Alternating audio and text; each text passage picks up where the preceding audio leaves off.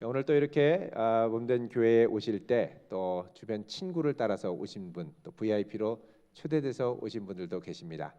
그냥 가지 마시고 이따 끝난 다음에 나가시다 우측에 새가족 환영실로 오시면 저희들이 소정의 상품과 또 환영을 준비했습니다. 오셔서 꼭 받아가시고 이야기도 나누시고 그렇게 가시면 좋을 것 같습니다. 또 우리 VIP를 초대하기 위해서 애쓰신 분들 고생 많이 하셨습니다. 참 잘 오셨습니다. 자, 오늘 본문 말씀을 중심으로 오늘 VIP 젊은이 VIP 시리즈 첫 번째, 과학의 시대 믿음이 필요한가? 과학의 시대 믿음이 필요한가라는 제목으로 함께 하나님 말씀을 나누도록 하겠습니다. 오늘날 첨단 과학의 시대에 우리가 하나님을 믿는다 그러면 그것을 좀 이상하게 생각하는 사람들이 의외로 있습니다.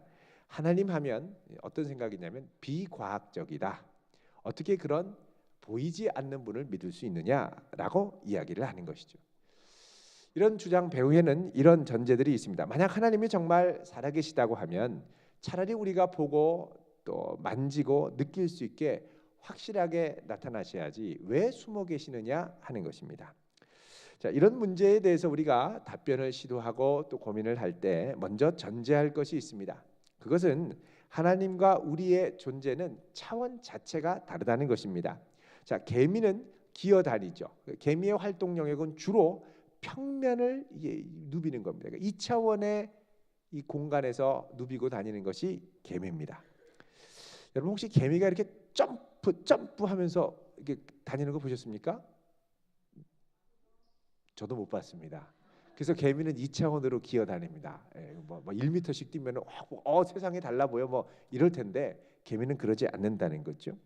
독수리는 3차원을 잘 보는 존재입니다. 왜냐하면 하늘을 날아다니기 때문에. 2차원의 개미의 입장에서 3차원을 날아다니는 독수리가 야, 하늘이 정말 높아. 그 계곡 30m 낭떠러지로 그냥 떨어져 봐. 이런 말 잘 이해가 가지 않는다는 것입니다. 그러니까 왜 그러냐면 세상을 파악하는 인지의 차원이 다르기 때문에 그렇습니다. 근데 여기에다가 물리학자들 또 천체 물리학자들은 최근에 4차원의 공간이 있는 것을 발견했죠. 자, 그 전에 우리 상영되었던 영화 인터스텔라 여러분 아마 보셨을 겁니다. 이 비행선이 우주의 이 웜홀이라고 하는 공간을 쫙 뚫고 들어가는데 여기서 시간과 공간의 왜곡 현상을 발견합니다. 그래서 나중에 주인이 아니라 주인공이 다시 지구로 돌아올 때 이 시간과 공간이 왜곡되고 뒤틀리는 것을 발견합니다. 자, 이제 여기까지는 우리가 그래도 좀 이해가 가는데 최근에 물리학자들의 연구 결과에 따르면 이 세상은 4차원을 넘어서 5차원을 넘어서 6차원을 넘어서 7차원을 넘어서 8차원을 넘어서 9차원을 넘어서 10차원을 넘어서 11차원까지 있다는 겁니다. 여러분 11차원이라 그러면 이게 상상이 갑니까? 우리의 인지 구조로는 이게 거의 이해가 잘 안 가는 것입니다. 그런데 만약에 하나님이 이 세상을 창조하셨다면 하나님은 11차원에 계실까요? 안 계실까요? 계셔야 됩니다. 그리고 11차원을 초월하는 12차원에도 계셔야 됩니다. 모든 시공간과 모든 차원을 뛰어넘어 존재하시는 분이 하나님이시기 때문에 그렇습니다. 그래서 3차원의 공간을 살아가는 우리 인간의 존재가 11차원 이상의 이 공간에서 사는 하나님을 온전히 이해하고 파악한다라는 건 이게 말이 안 되는 겁니다. 하나님이 나타나셔도 나타나신지를 잘 모르고 눈에 띄게 보여주신다고 하더라도 잘 보여지지가 않지요. 사실 그래서 하나님이 우리에게 오신 방식이 말씀이 육신이 돼서 우리 가운데 성육신으로 오셨습니다만 우리가 이 하나님을 그냥 보고 싶다, 만지고 싶다고 해서 내가 생각하는 방식으로 하나님을 만지고 보기가 불가능하다는 것입니다. 여러분 소리만 하더라도 그렇습니다. 우주와 지구에 많은 소리가 있습니다. 여러분 혹시 지구 돌아가는 소리 들어보셨습니까? 우주에서 들으면 무지하게 크다고 합니다. 이게 비행선, 우주선 녹음하면요, 지구가 자전하는 소리가 무지하게 크다는 거예요. 귀를 잘 기울여 보십시오. 들리는지. 안 들립니다. 여러분 혹시 이렇게 귀를 잘 기울이고 깊이 명상을 하면 FM 93.3 메가헤르츠가 들리는 분 계십니까? 이거를 뭐라 그러냐? 가청 주파수라고. 가청 주파수. 그러니까 아주 저영역대의 이 음역은 우리가 못 듣고 딱 가청 주파수만 듣고 그 이상의 음파 그리고 그 이상의 메가헤르츠, 기가헤르츠는 우리가 못 듣습니다. 그러니까 수신기로만 들을 수 있는 것이죠. 게다가 이 하나님은 우리와 다른 존재입니다. 우리는 육체로 이 땅에, 이 공간에, 이 시간에 존재하죠. 그러나 하나님은 영이십니다. 그래서 이 하나님은 영과 진리가 아니면 제대로 만나거나 경험할 수가 없다는 것입니다. 전에 소설가인 최인호 씨가 이런 이야기를 쓴 적이 있습니다. 자, 하나님이 이 땅에 내려오셔서 자신의 존재를 감추려고 하셨습니다. 자, 나를 사람들 사이에 내가 그대로 다 나타나면은 잘 모를 테고, 내가 그래서 좀 숨어 있으면서 역사를 해야 될 텐데 어디에 숨을까? 인간이 좀 발견하기 어려운 곳, 바다에 숨을까? 산속에 숨을까? 망설이다가 인간이 정말 발견하기 어렵지만 마음만 먹으면 또 의외로 쉽게 찾을 수 있는 곳, 거기를 고민하다가 이제 그곳에 숨기로 결정하시는데 거기가 어디냐? 바로 사람의 마음속이라는 거예요. 너무나도 가깝지만 너무나도 멀게 느껴지고 또 너무나 멀지만 너무나 가까워서 찾기가 어렵다는 겁니다. 그래서 우리가 이 하나님을 보고 만나려면 우리 마음의 중심, 영혼의 눈으로 주님을 하나님을 바라봐야 되는데 이것을 바로 성경은 뭐라 그러냐? 믿음의 눈이라고 얘기를 합니다. 자, 오늘 3절 읽겠습니다. 시작. 믿음으로 모든 세계가 하나님의 말씀으로 지어진 줄을 우리가 아나니 보이는 것은 나타난 것으로 말미암아 된 것이 아니니라. 자, 믿음으로 이 모든 세계가 하나님의 말씀으로 지어진 것 우리가 안다는 겁니다. 그런데 보이는 것은 나타난 것에서 생기지 않았다. 무슨 말이냐?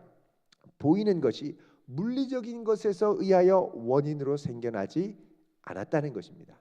여러분, 빅뱅이 처음에 우주에 폭발을 할 때도 눈에 보이는 것에서 나타난 게 아닙니다. 보이지 않는 것에서 한꺼번에 대폭발이 일어나면서 이 우주가 생겨나게 됐죠. 그래서 우리가 하나님을 기쁘게 만나고 또 기쁘게 하나님께 나아가려면 이 믿음의 눈으로 하나님을 바라보고 만나야 한다는 것입니다. 이 믿음으로 가야 되는데, 자, 6절에 보면 뭐라고 그러냐면 읽겠습니다. 시작. 믿음이 없이는 하나님을 기쁘시게 하지 못하나니 하나님께 나아가는 자는 반드시 그가 계신 것과 또한 그가 자기를 찾는 자들에게 상 주시는 이심을 믿어야 할지니. 자, 하나님을 기쁘시게 하려면 무엇이 있어야 된다고 그럽니까? 믿음이 있어야 된다는 겁니다. 믿음이 없으면 하나님을 기쁘게 하지 못하고, 하나님께 나아가는 사람, 그가 계신 것, 또 그를 간절히 찾는 자들에게 상 주시고 만나 주시는 분임을 믿고 나아갈 때 하나님이 만나 주시고 상 주신다는 겁니다. 그래서 하나님의 자녀들은 하나님이 계신 것을 믿고 또 우리에게 하신 그 말씀, 세상을 잊게 하신 그 하나님의 말씀을 신뢰하며 살아갑니다. 아니, 하나님 말씀을 믿고 살아가다니 이거 너무 근거 없이 사는 거 아니냐? 여러분, 그렇지 않습니다. 이 세상을 창조한 가장 기초가 되는 것이 하나님의 말씀이라면 절대 그렇지 않습니다. 우리는 흔히 과학이라 그러면 합리적이고 근거가 확실하고 타당하다고 합니다. 그러나 과학도요, 믿음의 행위라는 것을 우리가 알아야 합니다. 여러분, 과학이 믿음이라는 건 뭐냐? 과학은 항상 가설을 기초로 발전하기 때문에 그렇습니다. 과학이 발전하려면 이 과학이 어떤 원리로 작동되는지를 규명하는 가설을 세우고 그 가설이 맞다라는 것을 입증해야 한다라는 것입니다. 인과관계를 따지고 쭉쭉 나가다 보면은 이 가설이 입증이 되고, 입증이 되면은 그것이 이론이 되고, 이론이 확고해지면 법칙이 되죠. 법칙까지 이르면 우리 생각에는 과학 법칙은 절대 변하지 않는 진리야라고 생각을 합니다. 그러나 그렇지 않다는 겁니다. 법칙의 세계도, 그 확실한 과학의 법칙의 세계도 3번 정도 큰 틀로 바뀌었습니다. 이 법칙이 바뀌면 이거 완전히 멘붕입니다. 과학에서는 이게 기존의 법칙이 완전히 뒤집어지는 거예요. 이거 아니다라고 싹 엑스표치고 다시 뒤집어지는 거예요. 이거 완전히 멘붕인데 이게 어떻게 일어나느냐? 여러분 이런 과학의 법칙 자체가 송두리째 바뀌는 걸 뭐라고 그러냐면 패러다임이라고 합니다. 이 패러다임이라는 말은 토마스 쿤이라고 하는 이 과학 철학자가 처음으로 과학혁명의 구조, The Structure of Scientific Revolution이라고 하는 책에서 처음 밝혔는데 이건 뭐냐? 예를 들면 이런 겁니다. 뉴턴의 만유인력의 법칙, 뉴턴의 물리 법칙이 진리라고 생각을 했습니다. 근데 뉴턴의 이 법칙을 갖고 쭉 가다 보니까 이거로 풀지 못하는 물리학의 한계가 있더라는 거예요. 이거를 뚫고 나와서 새로운 법칙이 생기고 그게 또 안 되고 한계가 되니까 아인슈타인의 상대성 물리학이 나오고 그러면서 이게 한 100년, 200년이 지나면 이것으로 더 이상 발견할 수 없는 이 현상을 규명하기 위해 기존의 이론과 법칙으로는 더 이상 이제 해결이 안 되는 것을 새롭게 규명하는 전체를 통합할 수 있는 새로운 법칙이 생겨난다는 겁니다. 여러분 얼마 전에 우리나라도 참여해서 중력파를 검출했죠. 중력파. 이 중력파는요. 아인슈타인이 처음에 약 100년 전에 이론으로만 세워놓은 겁니다. 이거를 입증해서 있다라고 규명하는데 100년이 걸렸다는 거예요. 과학은 절대 명확한 학문이 아닙니다. 그럴듯하게 논리적으로 설명을 하는 학문입니다. 설명을 하는데 근거를 갖고 근거를 여기저기 맞추면서 이 작업해 나가는 활동이라는 것이죠. 그런데 이 가설이 잘못되면 실험도 잘못되고 전체가 잘못되는 겁니다. 과학이라는 것은 명확한 게 아니라 가설로 움직이는 학문이라는 겁니다. 물론 설명 자체는 논리적입니다. 그러나 그 논리 자체가 과학의 논리 자체가 우리에게 의미를 부여해 주지는 않습니다. 여러분 과학적인 언어와 과학적인 설명을 우리 삶에 필요로 할 때가 있지만 이것으로 우리 삶 전체를 해석을 하면 상당히 메마르고 답답해집니다. 여러분 어떤 분이 너무 슬프고 감격적이고 뭐 이래서 막 눈물을 흘립니다. 얼마나 울었는지 몰라요. 너무너무 눈물을 흘렸어요.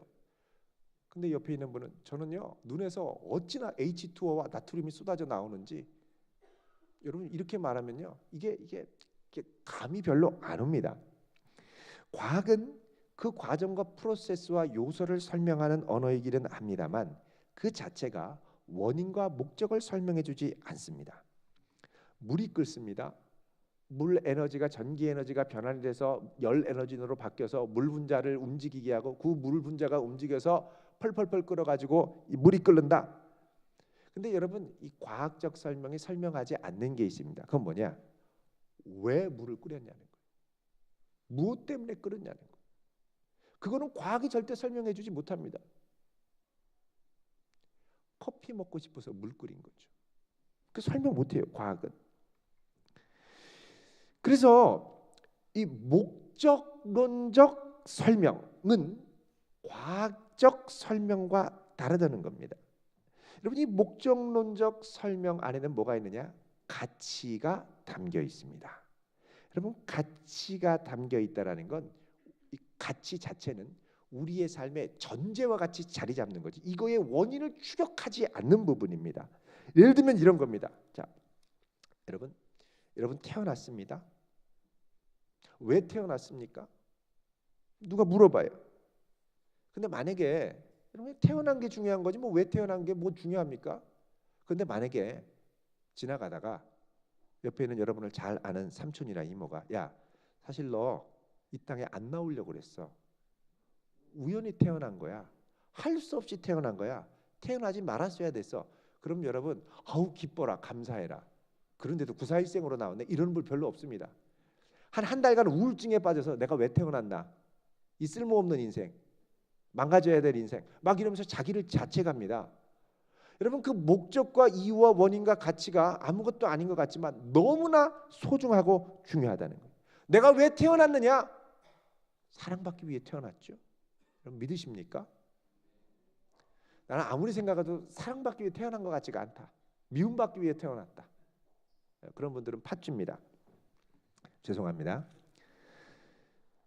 여러분 내가 사랑받기 위해 태어나고 하나님의 영광을 위해 태어났다. 이거는 절대 과학적인 설명으로 이해하고 설명하지 못하는 부분입니다. 아이러니한 건 과학이 발달할수록 이 과학을 도구 삼아 사람의 탐욕이 더 커진다는 사실입니다. 여러분, 얼마 전에 집안마다 설치된 CCTV 카메라, 아주 좋은 거 말고 중국제 싼 거, 죄송합니다, 중국제는 무조건 싼 게 아니긴 하지만 싼 거 이렇게 막 해서 설치했는데 30만 대가 해킹이 당했다고 그러죠. 그래서 개인의 사생활, 침실까지 뭐 다 해킹해가지고 다 뺐던 일당들이 잡혔습니다. 여러분, 과학이 발달해도 죄를 막을 수는 없습니다. 오히려 죄를 더 합리화시키는 도구가 될 수 있습니다. 그러니까 여러분, 더 숭고한 목적과 가치를 추구하려면 우리에게는 믿음이 필요하고 더욱 믿음을 붙들어야 되고, 어떤 믿음이냐, 특별히 6절에 하나님을 기쁘시게 하는 믿음이 있어야 한다는 겁니다. 하나님을 기쁘시게 하는 믿음, 그리고 믿음으로 살아야 됩니다. 여러분, 믿음은 한심한 사람들이 붙드는 쓸모없는 것이 아니라 믿음은 우리의 삶을 지탱해주는 가장 소중한 것입니다.